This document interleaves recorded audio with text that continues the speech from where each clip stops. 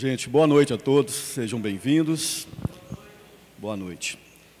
A nossa proposta dessa noite é falar para vocês sobre esse tema, leis divinas ou leis naturais. Normalmente, as palestras espíritas, elas têm três características, ou três tipos, digamos assim. Palestras de cunho evangélico, porque o espiritismo é cristão, né? Tem como base moral e teológica o cristianismo. Palestras de cunho de conhecimento, autoconhecimento, emoções, né? O José Amaral, que estava aqui mais cedo, faz isso muito bem. E palestras que nós chamamos palestras doutrinárias. É o que eu vou fazer hoje para vocês, né? É a minha característica. As palestras doutrinárias, elas são mais um estudo da doutrina espírita de determinada temática do que uma palestra pura e simplesmente, né?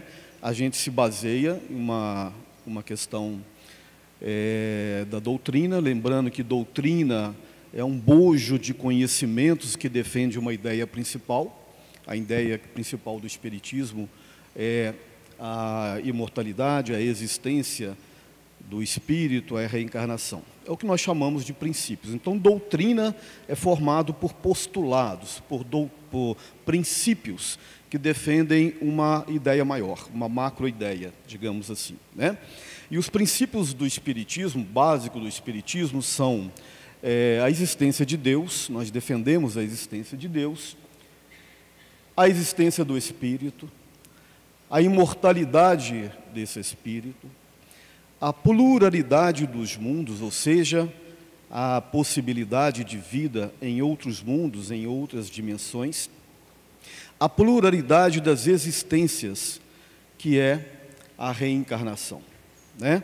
Esses são os princípios fundamentais do espiritismo. Mas, naturalmente, atrelados a esses princípios básicos, existem outras matérias que, inclusive, nós vamos trabalhar hoje, as leis divinas ou leis naturais, segundo a ótica espírita. É bom dizer isso, tá? Essa matéria está lá no Livro dos Espíritos, na parte terceira dele, né? O Livro dos Espíritos contém sobre a imortalidade da alma, a natureza dos espíritos e as suas relações com os homens, as leis morais, a vida presente, a vida futura e o porvir da humanidade, segundo o ensinamento dado pelos espíritos superiores, com o auxílio de diversos médiuns, recebidos e coordenados por Allan Kardec, né?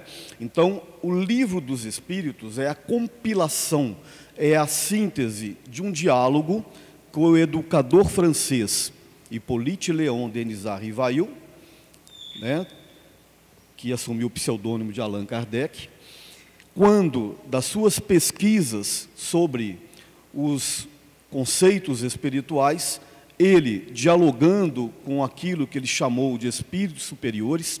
Por quê?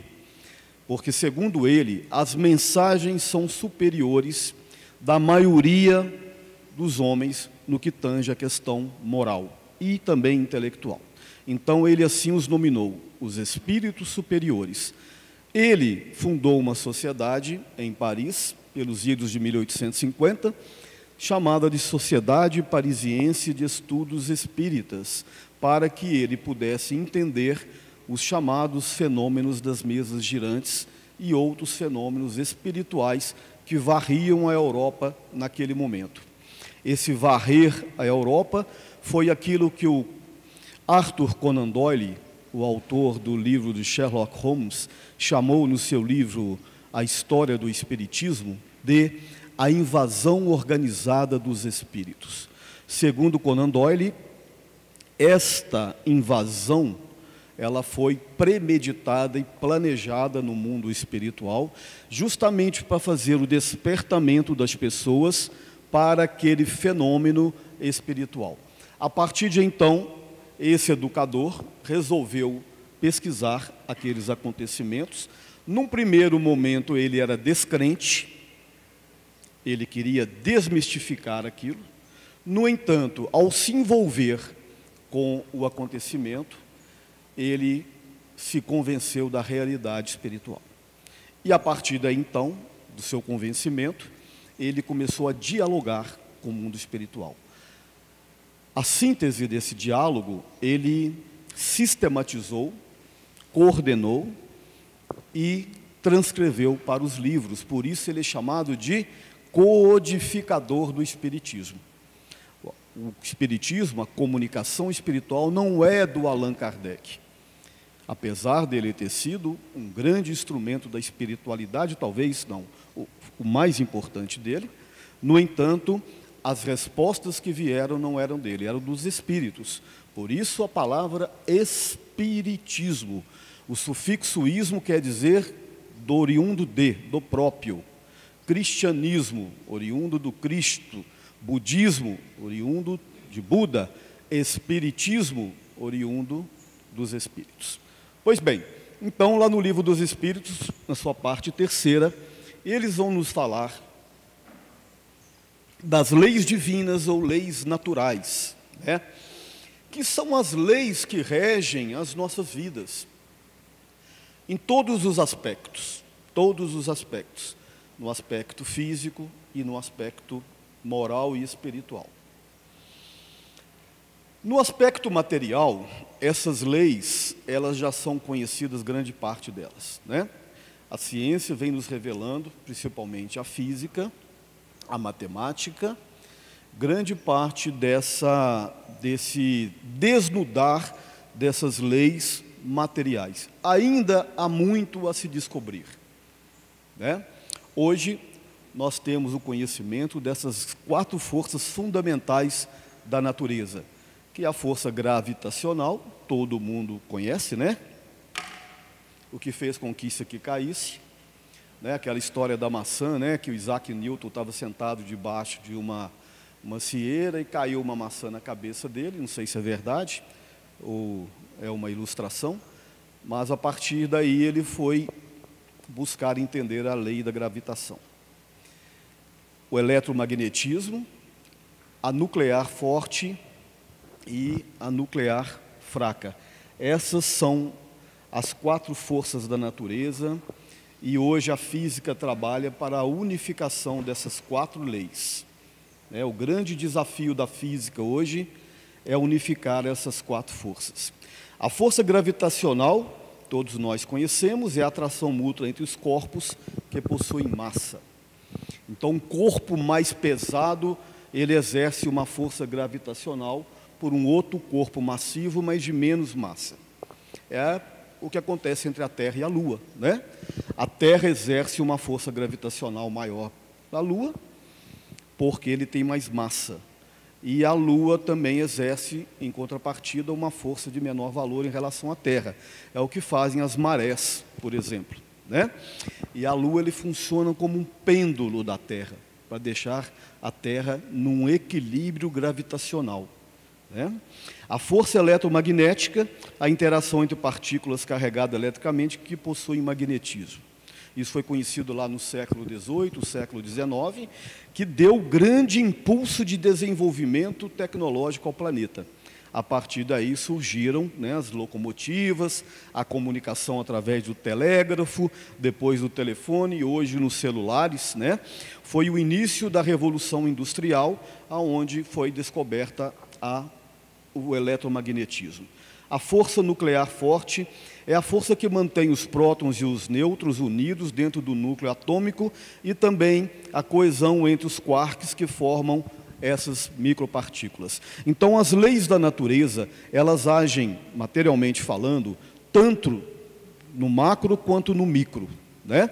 Aquilo que faz, por exemplo, com que essa mesa, que é composta de átomos, esses átomos, eles têm toda suas subpartículas e os elétrons estão zigue-zagueando em torno do seu núcleo, né?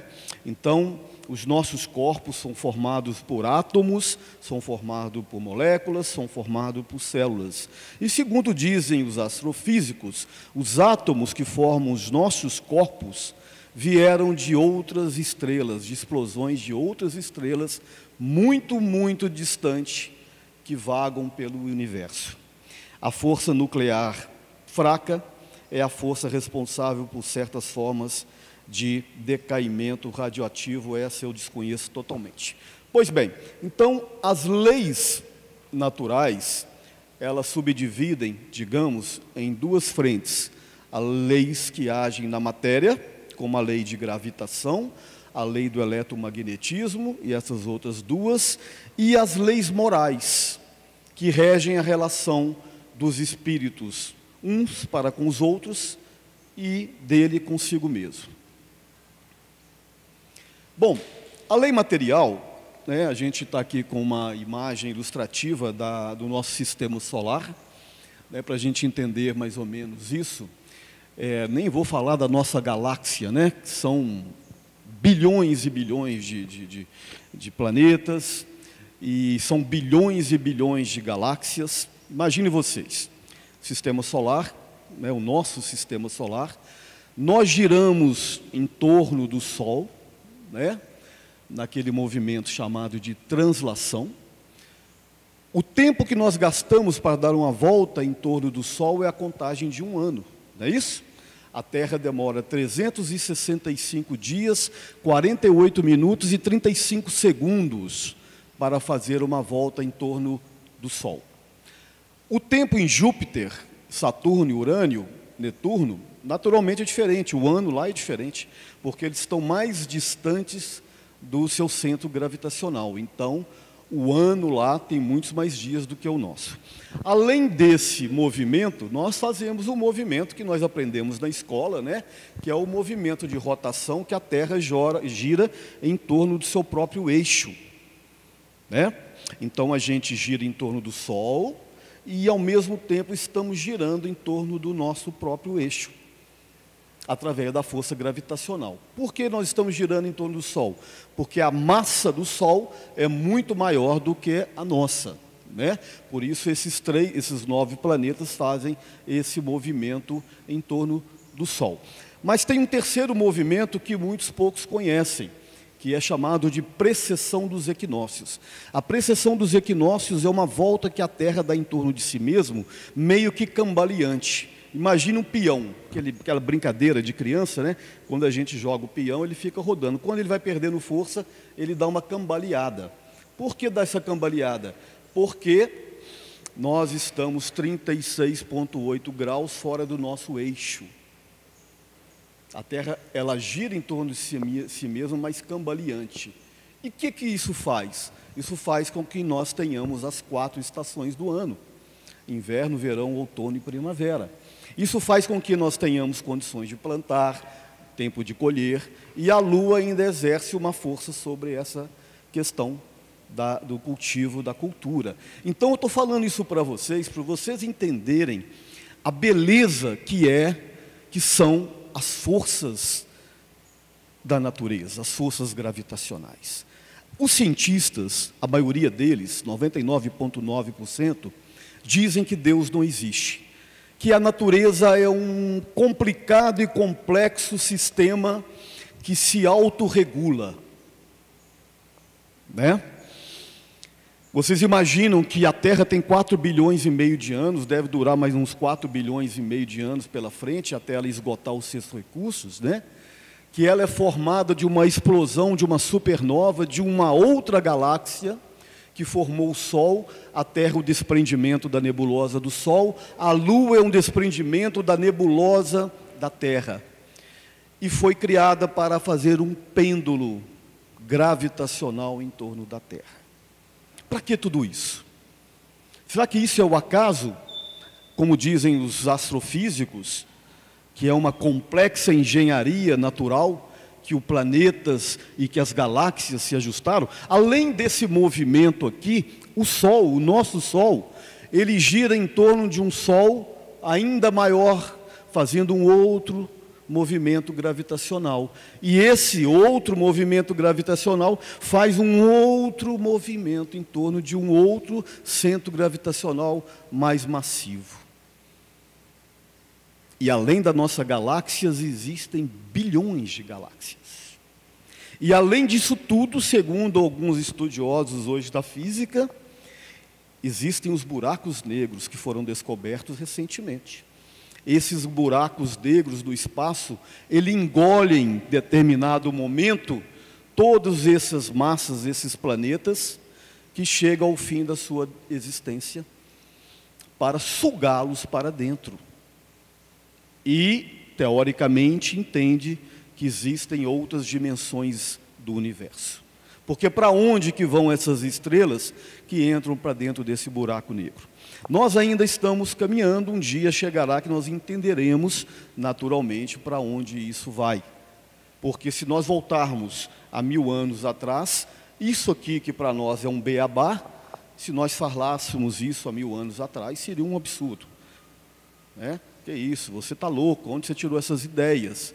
Porque à medida que a gente vai adquirindo conhecimento, a gente vai entendendo as leis da natureza, e são as leis da natureza, esse entendimento que impulsiona os espíritos no seu processo evolutivo.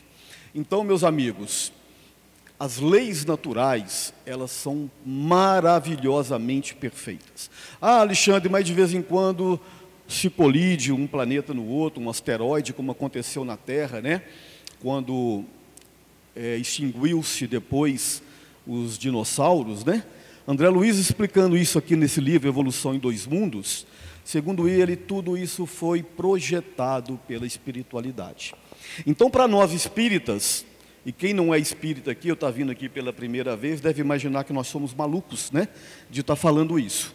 Mas para nós espíritas, atrás de tudo isso, e aqui é só uma palhinha que eu estou dando, com meus parcos conhecimentos, que atrás de tudo isso existe uma engenharia divina. Nada disso acontece aleatoriamente, como dizem a maioria dos físicos. Atrás de tudo isso existe uma maravilhosa engenharia divina, e eu vou falar para vocês da onde que eu tirei isso. Vamos lá. Além dessas leis que agem no campo material, que eu dei aqui uma pequena abordagem, que são muitas, né, como eu abordei essas 4 grandes forças, existem as leis morais e as leis espirituais. Mais cedo nós estávamos debatendo aqui, e aí eu citei uma frase do Emmanuel que diz assim: na reencarnação ninguém erra de endereço. Às vezes a gente reclama do nosso núcleo familiar, né? Ah, meu pai é isso, minha mãe é isso, eu tenho um filho assim, um filho assado, eu não gosto da minha família é complicada. Na reencarnação ninguém erra de endereço. Cada um tem um corpo físico que precisa e que merece. Ah, Alexandre, mas eu tenho um problema na perna, eu tenho uma anomalia, eu tenho uma cardiopatia, eu tenho uma doença genética. Não é também por acaso. Não é por acaso. A gente não erra o endereço, a gente não erra o corpo. Ah, Alexandre, mas fulano de tal tem uma aptidão, ele é super inteligente, ele é um cara culto. Não é por acaso também. As aptidões, né? Fulano tem aptidão para as artes, para a música, para a literatura, para jogar futebol, para construir casas, para os negócios. Ah, não tem um cara que tudo para ele dá certo, ele tem um dedo de ouro, aonde ele põe a mão dá dinheiro. São os chamados talentos, da parábola dos talentos. São as leis morais. Então, tudo o que acontece também no aspecto moral, no aspecto espiritual, tem também uma causa, tem também uma combinação, tem também uma origem. Ah, eu casei com a mulher tal, ela é muito chata e tal. É a mulher que você merece. Toda tampa tem o seu balaio, né? Eu casei com um homem assim, assim, assado. É também o que você merece, é o que você atraiu. É a sua prova. É? Vou parar por aqui. Bom, e vamos lá. Eu pensei uma coisa aqui, mas segurei para não falar, porque vou falar besteira, né? Então a gente tem que segurar. Aliás, eles seguraram a minha língua, né? Qual a origem dessas leis? Bom, então como eu falei para vocês, os físicos, astrofísicos, cientistas, a maioria são ateus, né? Eles negam peremptoriamente que exista um Deus, né? Isso é bobagem, isso é coisa de religioso, de fanático, de estúpido, né? Mas, como eu disse para vocês no começo, um dos princípios básicos do Espiritismo é o entendimento de Deus. Porém, sem querermos sermos prepotentes, na visão espírita, o conceito de Deus ele alarga muito mais do que aquele conceito tradicional religioso antigo que a gente aprendeu, né? No Antigo Testamento a gente vai ver um Deus dos judeus, né? O Deus Javé, o Deus punitivo, o Deus que impunha regras, o Deus que penalizava, que também não estava errado porque era um momento histórico, né? Mas já houve um avanço porque nas filosofias antigas, nas religiões do Oriente, eram a ideia de vários deuses, então já houve um progresso, né, no Deus dos judeus. Porém, o Deus trazido por Jesus, ele já muda a sua feição, né? Já não é mais um Deus punitivo, é um Deus de entendimento, de amor, é um Deus de compreensão, um Deus misericordioso, que coloca regras nos seus filhos, naturalmente. Mas, quando começa esse debate com o mundo espiritual, Allan Kardec faz a primeira pergunta. Ele pergunta: o que é Deus? Né? Olha que interessante que ele não usa o artigo, né? Ele não pergunta o que é Deus ou quem é Deus, nem o artigo, nem o pronome, né? Ele pergunta o que é Deus, quer dizer, ele já parte do princípio que Deus não é alguém ou é algo. E a resposta é muito sucinta e muito objetiva. A inteligência suprema, causa primária de todas as coisas. Alexandre, mas eles falaram muito pouco. A inteligência suprema, a causa primária de tudo. O que mais? Bom, Deus é uma pessoa, é uma personificação, é um Deus, é uma instituição, é um sistema matemático, não sei. Não sei. Mas que ele existe, ele existe. Na questão 10 do Livro dos Espíritos, ainda discutindo esse assunto, Allan Kardec pergunta assim: é permitido ao homem adentrar nos segredos de Deus? E eles respondem: não, falta-lhes um sentido. Eu entendo que não é que é proibido, mas porque nos falta um entendimento intelectual e moral para penetrar nos segredos de Deus. Por mais que nós debatamos, por mais que tenha aqui um cara com um QI de 200, gênio, vai falar e a gente vai ficar sempre ainda naquela ideia do que será Deus. Se nós perguntarmos para Jesus, né, que é Deus, né, se ele sabe os segredos de Deus, muito provavelmente ele sabe muito mais, mas também não vai adiantar, porque ele vai falar e a gente não vai compreender. Então, por ora, nós entendemos que é uma inteligência suprema, que é a causa primeira de tudo, que tudo que existe no universo advém dessa inteligência suprema. Inclusive aqui no livro Evoluções dos Mundos, do autor André Luiz, logo na primeira parte, ele debatendo essa questão, ele nos diz assim, ele fala uma coisa que chama plasma divino. Ele diz que o fluido cósmico é o plasma divino, o hausto do Criador, ou a força nervosa de todo sábio. Nesse elemento primordial, vibram e vivem constelações e sóis, mundos e seres, como peixes no oceano. Ele começa dizendo que atrás dessas leis divinas e naturais, existe uma inteligência suprema, conforme diz Allan Kardec, e que essa inteligência suprema espalha para o universo esse fluido cósmico, essa energia, podemos chamar dessa aura de Deus. E essa aura de Deus está impregnada de conhecimentos e de leis que agem no campo material e no campo espiritual. São essas leis que permitem que os planetas girem em torno do Sol harmoniosamente e que durante todo o dia de manhã, nesses últimos 4,5 bilhões de anos, o Sol nasce para a Terra e vai continuar nascendo por muito tempo ainda. Então, toda essa harmoniosa engenharia divina, ela não acontece aleatoriamente, como dizem os físicos, mas ela está impregnada do hausto do Criador, a força divina de todo sábio. E agora tem um subtítulo que se chama o seguinte, aí que vocês vão pirar mesmo. Cocriação em plano maior. Prestem atenção. Nessa substância original, nesse plasma, nessa energia, nessa aura divina, ao influxo do próprio Senhor Supremo, esse Deus, em processo de comunhão indescritível, os grandes processo de comunhão indescritível, operam as inteligências divinas a ele agregadas,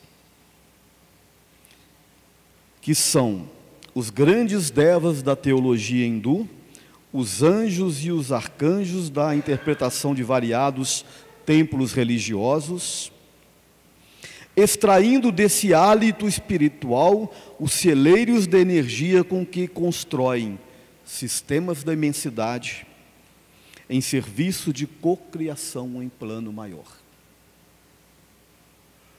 de conformidade com os desígnios de todo o misericordioso, que faz deles agentes orientadores da criação excelsa. Vamos interpretar isso aqui. Segundo nós entendemos a fala do André Luiz, os espíritos vão numa trajetória de evolução, do qual nós estamos aqui embaixo ainda, até chegar o momento que nós vamos atingir um nível crístico, por exemplo. E o que fazem esses espíritos quando chegam nesse patamar de evolução? Eles vão ficar tocando harpinha no mundo espiritual? O que vocês acham? Certamente que não. Eles são os co-criadores em plano maior. Quando a gente lê naquele livro, né, A Caminhos da Luz, de que quando, no início da formação do planeta, quando a Terra desprendeu-se da nebulosa do Sol, e através dessas leis naturais, ela foi se resfriando até se solidificar, e o interessante é que o núcleo da Terra ainda é um magma efervescente, né? É por isso que nós temos o eletromagnetismo da Terra, né? O que eles chamam de magnetosfera, né? Porque o núcleo da Terra é feito de ferro líquido. É por isso que a gente pega a bússola e ela aponta para o norte, né? Porque há uma estrutura eletromagnética que protege a Terra, é a chamada magnetosfera, que faz com que, por exemplo, os raios solares sejam filtrados, que um meteoro ou um asteroide, ao entrar dentro dessa magnetosfera, ela é diluída, pulverizada, porque senão o planeta já tinha sido destruído. Então, toda essa engenharia divina, segundo diz o André Luiz, é uma combinação entre as leis de Deus, as leis da física e as leis espirituais, e esses espíritos que eles chamam de co-criadores em plano maior. Então, segundo diz, lá no livro A Caminhos da Luz, desde o início da formação da Terra, esse espírito, esse co-criador em plano maior, que nós chamamos do Cristo, ele está conosco, nos tutelando. É como se a Terra fosse criada para receber nós, os espíritos em processo de evolução. É como se fosse, não, a Terra é como se fosse uma casa. Imagina uma família, né, quando se une um casal, a primeira coisa que eles querem, tem até um ditado que fala que quem casa quer casa, né? Não tem isso? Né, Valdo? Tem ou não tem?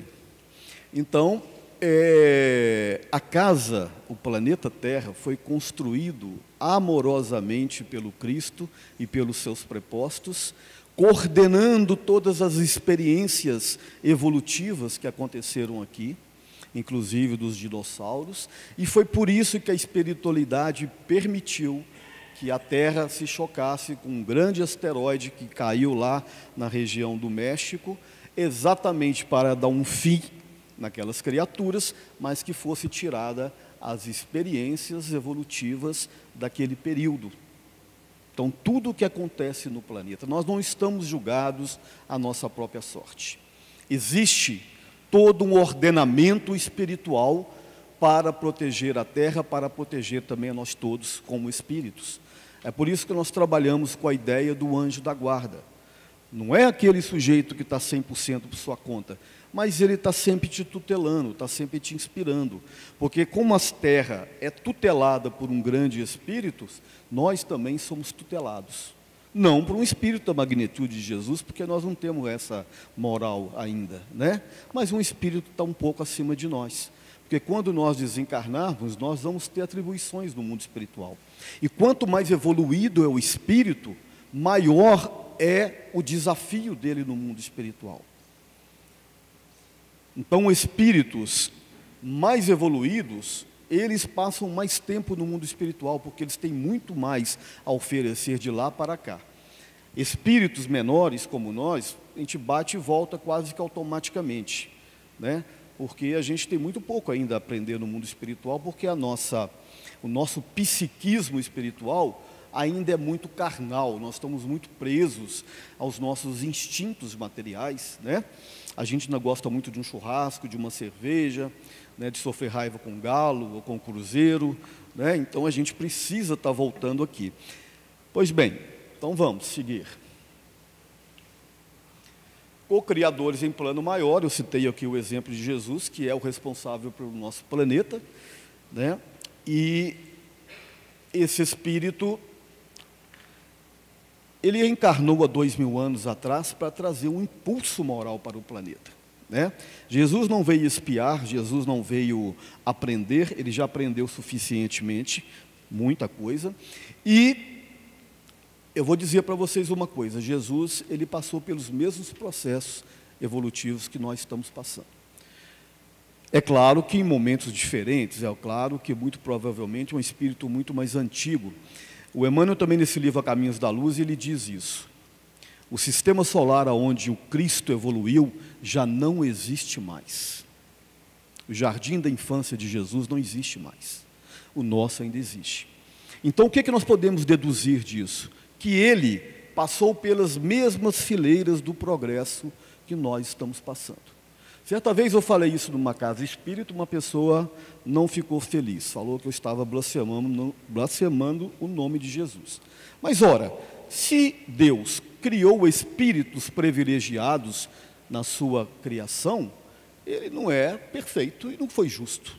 E nós não trabalhamos com essa ideia. Então fomos criados todos iguais, simples, ignorantes e perfectíveis.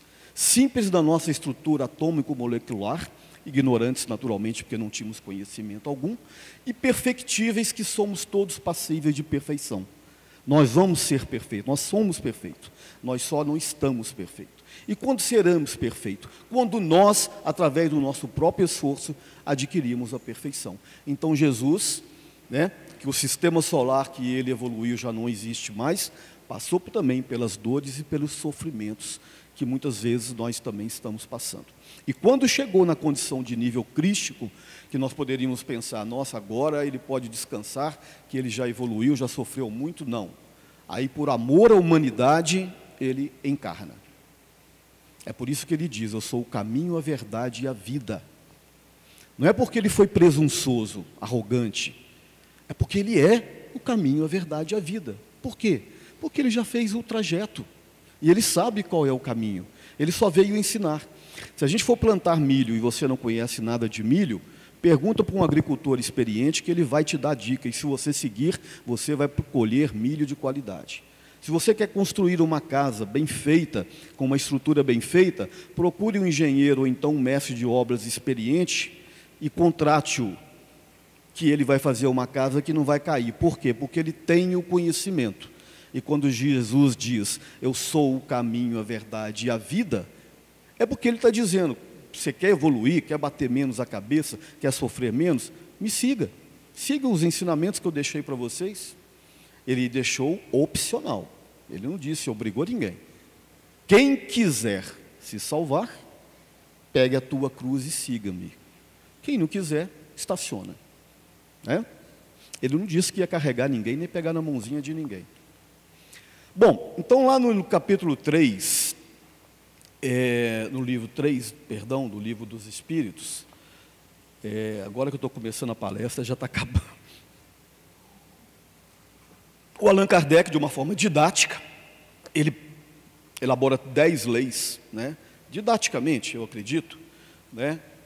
que são a lei de adoração, a lei de trabalho, de reprodução, de conservação, de sociedade, igualdade, progresso, liberdade, justiça, amor e caridade. Ele aborda essas leis de uma forma didática, encaixando-as dentro do conceito espírita. E nós vamos fazer uma breve abordagem, porque infelizmente nós temos pouco tempo. Lá na questão 649 a gente vai ver eles falando sobre a lei de adoração. Em que consiste a adoração? Na elevação do pensamento a Deus, pela adoração, o homem aproxima sua alma de Deus. A adoração resulta em um sentimento inato ou é fruto de um ensino? Um sentimento inato. É lógico que o ensino potencializa, né?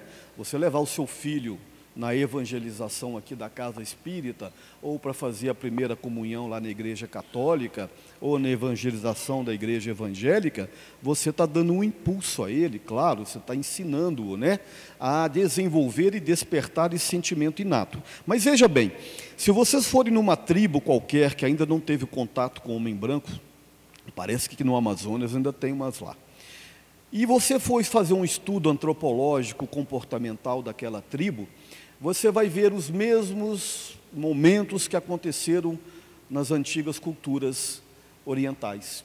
Você vai ver ali uma adoração a uma espiritualidade, você vai ter ali um xamã, ou um feiticeiro, uma palavra feia, né? Um xamã, um líder espiritual que vai fazer, tentar fazer esse contato, né? Muitos deles fumam um cigarrinho ali, né? Que eles chamam de cigarrinho do capeta, mas eu acho que não é capeta, chama uma erva, né? Para ajudar a fazer essa conexão, enfim. São culturas, e a gente respeita. Mas veja bem, essas pessoas não tiveram educação e contato com ninguém. É inato. Então, todas as tribos antigas tinham esse movimento muito parecido, porque essa busca da religiosidade, essa busca por Deus, ela é inata no homem e na mulher, claro, no espírito. Por quê? Porque nós partimos do princípio que nós somos co-criaturas. Então nós temos a parcela da essência de Deus em cada um de nós.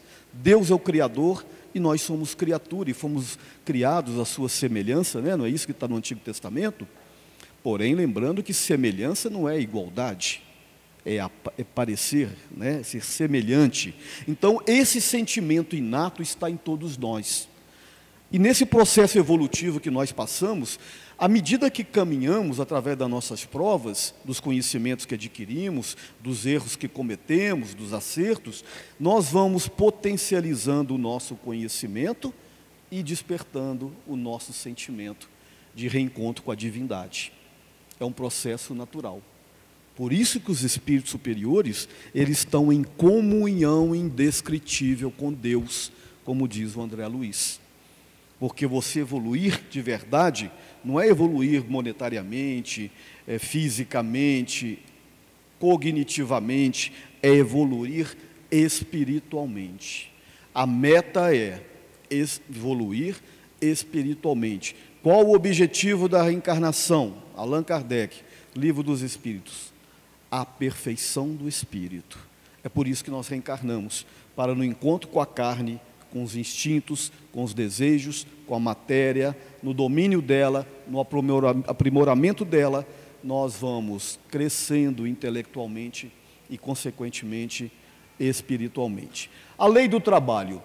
A necessidade do trabalho é uma lei da natureza, o trabalho é uma lei da natureza e, por isso mesmo, é uma necessidade. A civilização obriga o homem a trabalhar mais. Só devemos entender o trabalho para as ocupações materiais? Não. O que eu estou fazendo para vocês aqui não é uma ocupação material, né? E eu estou trabalhando, e vocês também estão trabalhando, porque vocês estão sentados ouvindo aquilo que eu estou falando. Então, assim como o corpo também, toda ocupação útil é o trabalho. Então, o trabalho é uma lei da natureza. Não se sai do lugar sem se movimentar. E o trabalho que engloba tudo, o trabalho remunerado, o trabalho de uma professora dando aula, o trabalho de uma mulher lavando a roupa, o trabalho de um voluntário passando pano aqui para recebê-los numa casa limpa, o trabalho de uma enfermeira aqui no Hospital do Câncer, logo aqui perto da gente, o trabalho de um pastor, o trabalho de um sacerdote, tudo que é para o bem, nós entendemos com o trabalho. O espírito só evolui através do trabalho, então é uma lei da natureza, né? E aqui nós temos uma prova disso. Essa aqui é uma figura que nós chamamos de prolegômenos, está lá no livro dos Espíritos, né? É um emblema do Criador. Emblema é um desenho, né? É um desenho. Antigamente a gente falava emblema. E tem essa figura, que é uma cepa, né? Um caule, folhas, né? E um cacho de uva. Aí os espíritos pegam essa figura para nos falar sobre o quanto o trabalho é importante para o desenvolvimento do homem no seu processo de evolução. Eis o emblema do Criador. Aí se acham reunidos todos os princípios materiais que melhor podem representar o corpo e o espírito. O corpo é a cepa. Imaginem que a cepa ali é o corpo. É a parte mais dura, é a parte mais tenra, é a parte mais forte. O espírito é o licor, que é o vinho, né? Que sai ali ao você espremer a fruta, ou seja, a essência, é o mais puro desse processo. A alma, ou o espírito ligado à matéria, né? Que ali representa os bagos ali, né, as frutas, é o bago. O homem quintessencia, ou seja, elabora o espírito pelo trabalho. E tu sabes que só mediante o trabalho do corpo o espírito adquire conhecimentos. Por isso que nós temos que reencarnar. Porque é no contato do espírito com a matéria que o espírito elabora-se. E nós temos uma coisa que se chama perispírito, ou corpo espiritual, né? Paulo de Tarso chamou assim, na primeira epístola aos Coríntios, capítulo 15, versículo 44, semeia-se corpo animal, ressuscita-se corpo espiritual. Se tendes o corpo animal para a manifestação da vossa carne, tendes também o corpo espiritual para a manifestação do vosso espírito. Então nós temos um corpo espiritual que precede o corpo físico. Então a ideia da engenharia divina é o seguinte: o espírito é encarnado no corpo, dominando os processos de conhecimento, dominando os seus instintos, elaborando o conhecimento através do trabalho, ele quintessencia o espírito, ou seja, ele elabora, ele torna-se o espírito mais sutil, mais leve. E eu estou lembrando aqui de uma passagem da da filosofia grega, Platão, que usava muito essa ideia, né, de combinação de mundo físico e mundo espiritual, contrariando um pouco os seus colegas, né? Ele tem os mitos, tem o mito da caverna, né, que representa o conhecimento, né? Quando o homem adquire conhecimento, ele sai da caverna, ele vê a luz, né? E ele volta lá na caverna para falar para os seus pares: olha, lá existe uma outra realidade, essa aqui é apenas uma sombra. Aí a turma: não, você está mentindo, e acabou que matou, né? Lá nessa passagem. No entanto, ele está falando do conhecimento, o conhecimento liberta. E aqui na mitologia tem uma outra chamado Tríade de Platão. Olha que interessante, 450 anos antes de Cristo, né? Platão dizia assim: imaginem um homem cocheiro sentado numa carruagem ou numa biga, né? Ou uma carroça, puxado por 2 cavalos. O cavalo da direita é um cavalo sábio, dócil, inteligente. O cavalo da esquerda é um cavalo forte, mas arredio, deseducado. E ele diz: cabe ao cocheiro domar com as rédeas o cavalo da direita e o cavalo da esquerda. O homem é o espírito, o cocheiro. O carro é o corpo. O cavalo da direita é a razão e o cavalo da esquerda é o instinto. Então cabe ao espírito dominar a força, a racionalidade e a disciplina através da sua experiência. É mais ou menos o que está aí, né, dentro do conceito espírita. Bom, lei de reprodução. A reprodução dos seres vivos é uma lei da natureza. Evidentemente, sem reprodução, o mundo corporal perecia. Lembrando que não existe reprodução no mundo espiritual. Os espíritos não transam, não engravidam no mundo espiritual. Então, no mundo espiritual, você não vai precisar usar DIU, viu, Walter, nem tomar remédio. Não tem esse problema.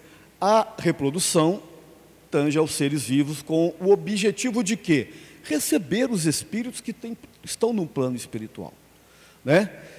Segundo Emmanuel, a população do mundo espiritual hoje é 2/3 da população do mundo físico. Existe uma fila para poder reencarnar. Então, naturalmente, precisa do processo evolutivo e reprodutivo, tanto nos reinos inferiores, nos reinos animais, nos reinos das plantas, quanto no reino da humanidade. Lei de conservação. O instinto de conservação é uma lei da natureza? Sem dúvida. Todos os seres vivos os possuem, seja qual for o grau de inteligência. Nuns é puramente mecânico, noutros puramente racional. Então, a conservação, ela é uma lei da natureza, porém, ela anda lado a par com a lei de destruição, por mais paradoxal que pareça. Então, a gente tem que se conservar, a gente tem que conservar a natureza, a gente tem que conservar os nossos corpos, ter uma vida saudável, uma alimentação saudável, cuidar do corpo físico, fazer uma caminhada, fazer uma academia e tal. Porém, chegará o momento em que o corpo há de perecer. A Terra tem 4,5 bilhões de anos aproximadamente. Ela vai durar mais alguns bilhões, mas ela vai perecer também. Os recursos naturais da Terra vão se esgotar. É lógico que a gente tem que tomar conta, deixar de desmatar e tal, porém, a destruição da Terra ela vai acontecer. É como se a casa já tivesse concluído a sua missão, a família já está criada, a família já foi toda embora, os filhos já foram embora, os pais morreram.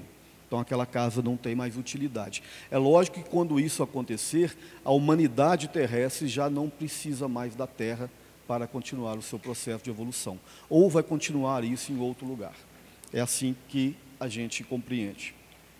Está na lei de destruição, olha lá. Ó. A destruição é uma lei da natureza. É preciso que tudo se destrua para renascer e se regenerar. Então, veja bem. A Terra é uma estrutura atômica resultante de uma explosão de uma supernova que aconteceu alguns trilhões de anos atrás em uma outra parte do universo que não sabemos aonde. E a Terra entrará em colapso em determinado momento, que também dará origem futuramente para outras matérias. Os nossos corpos físicos são aglomerados de átomos que vieram de outros páramos. Então, nós somos tipo extraterrestres, pelo menos materialmente. É preciso que isso se destrua. Para quê?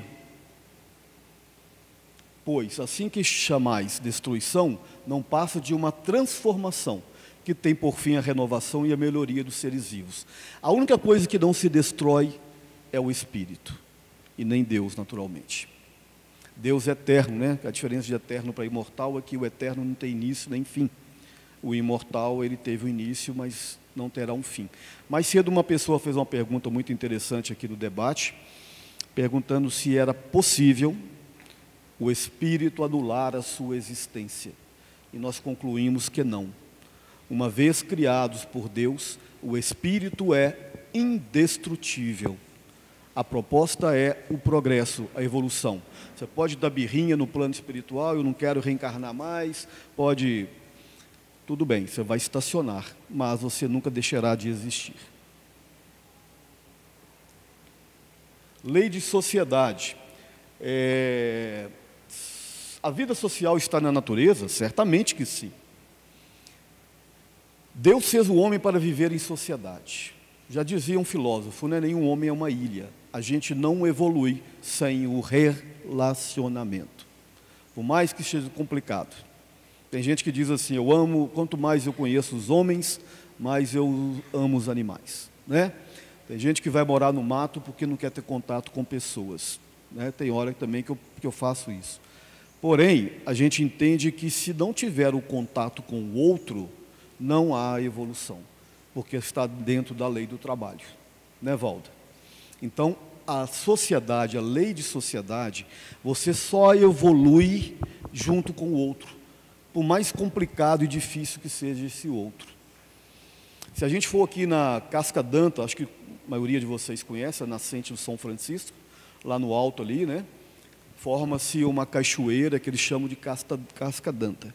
Lá embaixo tem uma cachoeira que tem até aviso lá, para você nadar tem que tomar cuidado para não machucar os pés, porque tem umas pedras, que elas têm as pontas assim, pontiagudas, é perigoso você cortar os pés lá, porque com o passar do tempo a água vai lascando a pedra e vai caindo ali. Se você for no mesmo Rio São Francisco, lá perto de Pirapora, então lá na foz dele, lá no estado do Sergipe, acho que é Sergipe mesmo, né, Valdo? Você que é professora de geografia? Sergipe com Alagoas, você não sabe, né? Professora de geografia, né? A divisa, passa no meio, né?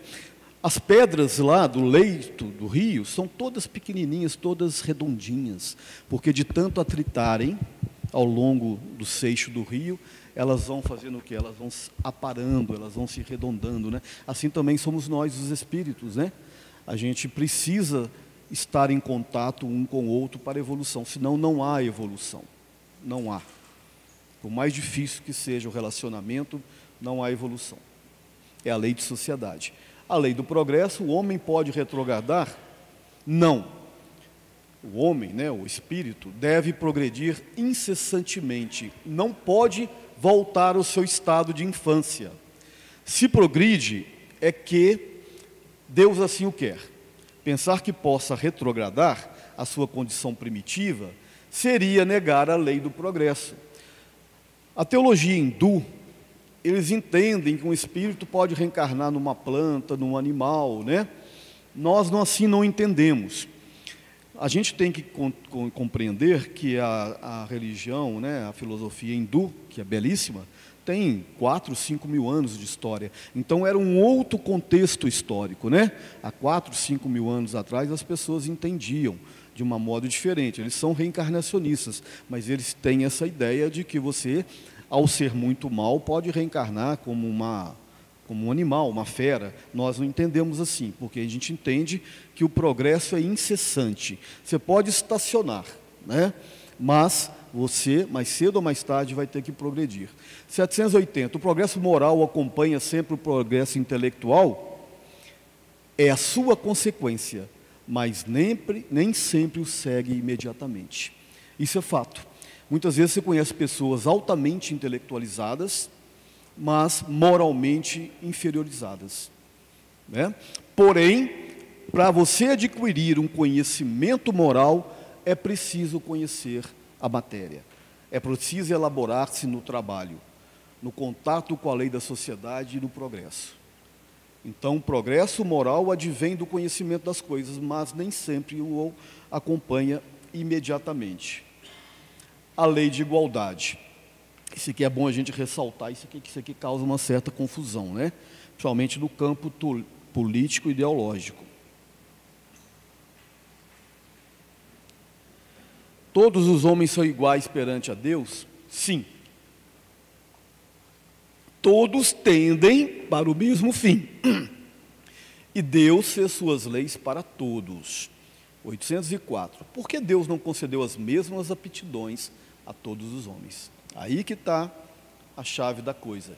Deus criou todos iguais, os espíritos, mas cada um deles viveu mais ou menos tempo e, por conseguinte, obteve maior ou menor soma de aquisições, e diferença entre eles está na diversidade das experiências alcançadas, na vontade que o livre-arbítrio permite.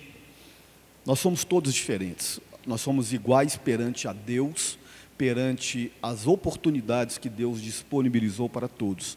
No entanto, somos diferentes. E é isso que faz a humanidade bela. Imagine se somos todos iguais. Fisicamente somos todos diferentes, né? Tem identificação através da íris, né, dos olhos, que não existe uma igual ao outro, do nosso polegar.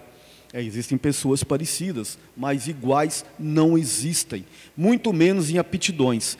Isso está muito claro na parábola dos talentos, né? O Senhor saiu para uma longa viagem, chamou os seus servos, deu a um 10 talentos, a outro 5 e a outro 1.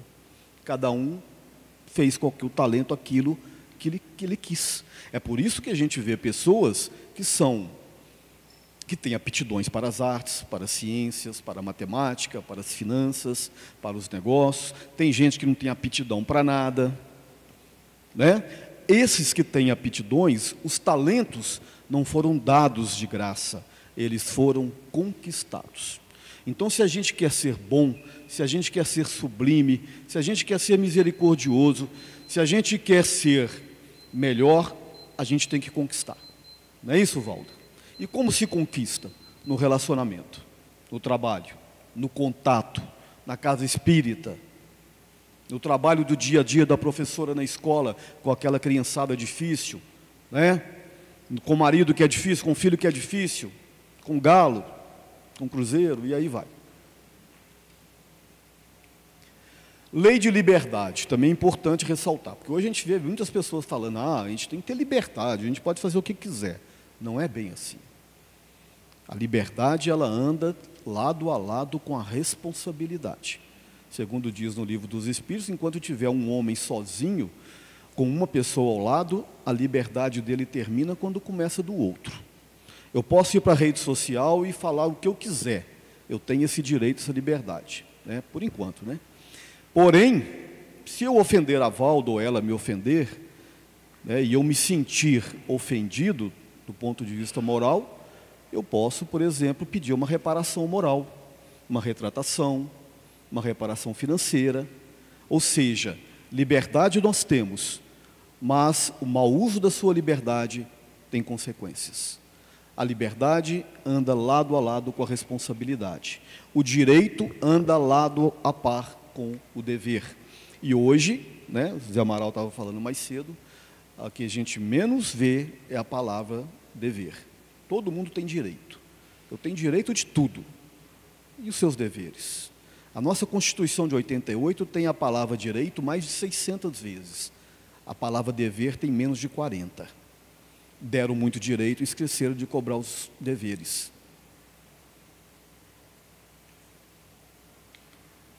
Haverá restrições no mundo em que o homem possa vangloriar-se da absoluta liberdade? Não, porque todos precisais um dos outros, tanto os pequenos quanto os grandes. Desde que dois homens estejam juntos, é o que eu falei, há entre eles direitos e deveres a serem respeitados, e, portanto, nenhum deles gozará de liberdade absoluta. Então, não existe liberdade absoluta quando eu estou dentro de um processo de progresso numa sociedade. E, finalmente, a lei de justiça, amor e caridade. Essa lei é como se nós, passando por esses estágios de leis, ao chegarmos lá na frente, adquirindo esses potenciais, passando por essas provas, finalmente nós vamos viver essa lei de uma forma natural, como muitos já vivem, como Chico Xavier vivia, como muitas pessoas entre nós vivem, né? Como se pode definir a justiça? A justiça consiste no respeito aos direitos de cada um. Duas coisas determinam esses direitos: a lei humana e a lei natural, ou lei divina. Ou seja, é uma combinação, né, da lei humana e da lei divina. A lei humana do Brasil, nós criticamos muito, né, tem muitas falhas, mas ela reflete o caráter moral do nosso povo. Se você for para países mais evoluídos, você vai para a Finlândia, você vai lá para a Noruega, as leis são muito melhores do que as nossas. Por quê? Reflete o moral evolutivo, civilizatório daquele povo. Se a gente for para algumas civilizações aí mais atrasadas, as leis ainda são na base da violência, a lei de talião, né? Tem algumas regiões do planeta que, quando o cara rouba, ele perde a mão. né? Quando a mulher comete adultério, ela é apedrejada. Por quê? Porque essas leis refletem o caráter moral e civilizatório da sua população. Todos recebemos a lei da vida que fizermos de conformidade com os preceitos divinos. Então, esse combo de leis, esses princípios e valores, ele está, de uma forma, no germen de todos nós, de todos os espíritos. Esses germens vão vão eclodindo, desenvolvendo, à medida que nós vamos evoluindo e trabalhando. Então, esse conceito de leis naturais, de conceito de leis divinas, onde está registrado as leis de Deus? Questão 621. Na consciência de cada um de vós. Alexandre, então o estuprador não tem consciência. O bandido não tem consciência. Tem, mas está no germen ainda adormecido. Porque o dia que o germen eclodir, evoluir, é o que representa, né? Lá a passagem da maçã, a Eva come a maçã, ou seja, adquire o conhecimento, desperta-se para a mudança de comportamento. Por isso que gera a ideia do pecado, né? Quando come a maçã, a pessoa peca quando ele age deliberadamente sabendo que ele está errado. Do mais inferior ao mais sublime, qualquer prejuízo ao próximo, a criminalidade e a ingratidão, colheremos dolorosos e inevitáveis reajustes na pauta dos princípios de causa e efeito. Somos livres para desenvolver nossas tendências, mas recebemos da vida aquilo que nós plantamos. É o que Jesus disse, né? Conhecereis a verdade e ela vos libertará. Quando Pedro, lá no Monte das Oliveiras, né, quando o centurião romano foi prender Jesus, Pedro tirou a espada e cortou a orelha do centurião, né, segundo diz. Jesus repreendeu Pedro, dizendo: Pedro, embainha tua espada, pois quem com a espada fere, com a espada deve ser ferido. É uma síntese da lei de causa e efeito. Ou seja, tudo que nós fizermos, mais cedo ou mais tarde, a própria lei da natureza, as leis divinas, as leis morais, elas vão nos cobrar, né? Por mais que pareça arbitrário, mas não é arbitrário, é um processo educativo. A lei da natureza, ela nos ensina de uma forma educativa. E não se passa pano, não se passa pano. Jesus disse isso também, né? Pagareis até o último ceitil. Então, todo o mal que eu faço, eu pagarei por ele, assim como todo o bem que eu faço, eu pagarei. Por isso, por uma forma de inteligência, fazer o bem é sempre muito melhor. Nem que seja por esperteza. É sempre muito melhor. Porque toda ação ruim, indubitavelmente, nós vamos colher. Indubitavelmente. É uma planilha. O André Luiz fala isso. É uma planilha de contabilidade simples.